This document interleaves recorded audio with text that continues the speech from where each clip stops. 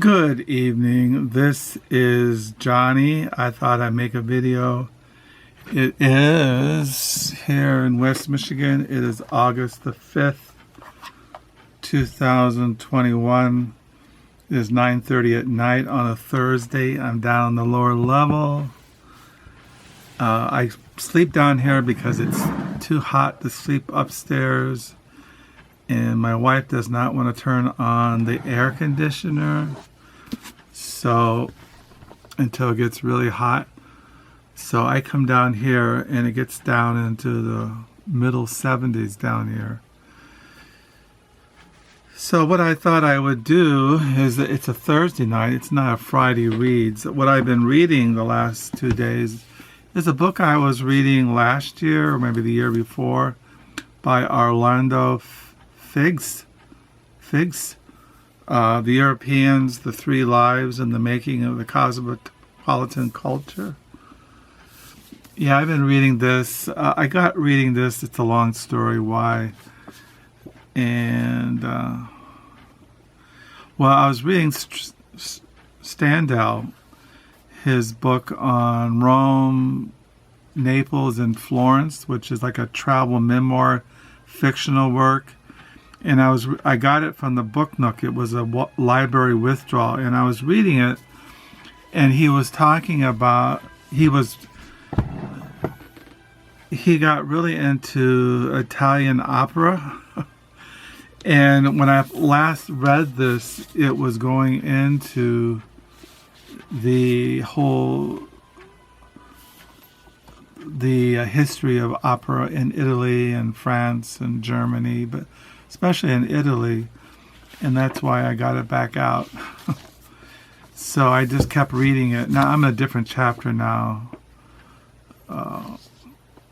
The arts in the age of mechanical reproduction. And so, yeah, the book goes on, the 19th century in Europe was the first age of cultural globalization, an epoch when the coming of the railroad and the advent of mass communication brought Europe together, overcoming national barriers and creating a truly pan-European canon of artistic, musical, and literary works.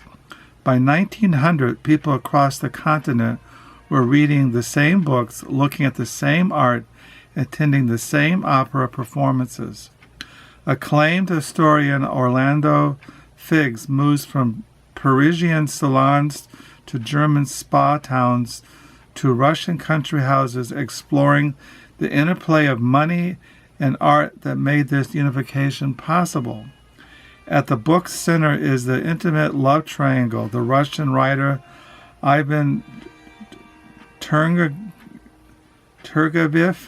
the Spanish prima donna Pauline Verdat, and her husband Louis Verdat, a connoisseur and political activist. Their passionate, ambitious lives caught up an astonishing array of artists and princes, poets, composers, and impressionaros. Chopin, Dickens, Flaubert, Hugo, the Schumanns. As Figes observes, nearly all the civilization's great advances have come when people, ideas, and artistic creations circulate freely between nations. Surprisingly beautifully written, spanning a continent and a century, The Europeans offers the first international history of European culture and the compelling argument for the benefits of cosmopolitanism. So I really enjoy reading this. So that's what I'm reading. I just thought I'd show you some of the used books I got recently. I got this last week at a Goodwill. Matterhorn, the novel of the Vietnam War by Karl Marlance. This is supposed to be one of the best Vietnam novels to come out of the Vietnam War. I saw it at Goodwill on a Friday, and I didn't buy it, and then I kept thinking I should have bought it, and then I went up there, and it was still there, and I bought it. I got this novel from the Book Nook, and I think these are stories. Maybe they're stories. No, yeah, stories by Daniyal, Mueenuddin, and Other Rooms and Other Wonders. These are stories that take place in Pakistan, the cities to the harsh mud villages beyond. He links stories, describe the interwoven lives of aging feudal landowner, his servants and managers and extended family, industrialists who have lost touch with the land. Just looks interesting, so I got this from the Book Nook. Got this novel also from the Book Nook, Imagining Argentina by Lawrence Thornton. Imagining Argentina is set in the dark days of the late 1970s when thousands of Argentinians disappeared without a trace into the general's prison cells and torture chambers. When Carlos, Rito's wife, is suddenly taken from him, he discovers a magical gift. In waking dreams, he has clear visions of the fates of the disappeared, but he cannot imagine what has happened to his own wife. Driven to near madness, he turns to the only weapons he has, the only ones that cannot be taken away: imagination, stories, and mystical secrets of the human spirit. So this is Imagining Argentina by Lawrence Thornton. And then I picked this book up at the Book Nook by Ernesto Guevara, Reminiscences of the Cuban Revolutionary War. I have a biography on Che Guevara, Ernesto, can't pronounce the name, but I've always been interested in him. There's a picture of Castro during the revolution there in Cuba and overthrew the dictatorship. So I got that. And then I picked this book up, Nosedive, A Field Guide to the Wonderful Smells by Arnold McGee. This is a new book. It's all about smells, animal smells, plants, flowers, cooking smells, fruits. It just looked really interesting. This cost me, I don't know, $3. And then I picked this book up, My Story as Told by Water, Confessions, Druid Rants, Reflections, Birdwatching, Fish Stalking, Vision Songs and Prayers, Reflecting Light from the Living Rivers in the Age of Industrial Dark by David James Duncan. So I got that. And then I have these other books over here I got.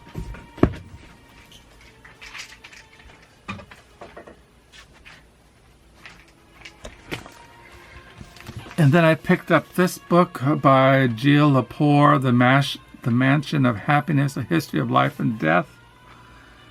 It's like a cultural study of the history of life and death in America. This is by Edward Stead, The Late Style, Music and Literature Against the Grain.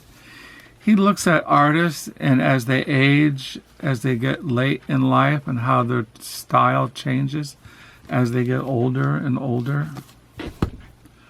This is on Egyptomania, the history of the fascination, obsession, and fantasy of Egyptomania by Ronald H. Fritze. This was a library withdrawal I got at the Book Nook. I also got this at the Book Nook. It's a library withdrawal. The World on Fire, 1919, The Battle with the Bolsheviks by Anthony Reed. I like on Russian history. And then I bought this book for $12.50. This is Turner. He was a a British painter. He's one of my favorite painters. And I picked this up because it has 500 images of the paintings of Turner. And I have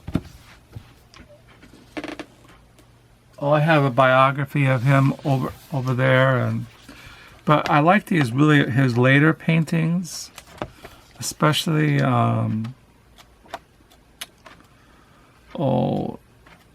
you've all seen them. They're kind of like this, 1831 to 1840. These kinds of paintings. He's one of my favorite painters. And then I picked up this book, Inspiring Reform, Boston's Arts and Crafts Movement. And I like the arts and crafts movement, and it's just an interesting book. It has a chapter on the millennium in bookmaking, the book arts in Boston. It's an essay, and it has these nice illustrations of arts and crafts bookbinding. Let's see, I'll show you like that. Arts and craft. Yeah, I really like the arts and craft movement, how they publish books. I don't have any books published in the arts and craft, but then it goes into the furniture, the photography. It goes into all kinds of things that took place in Boston.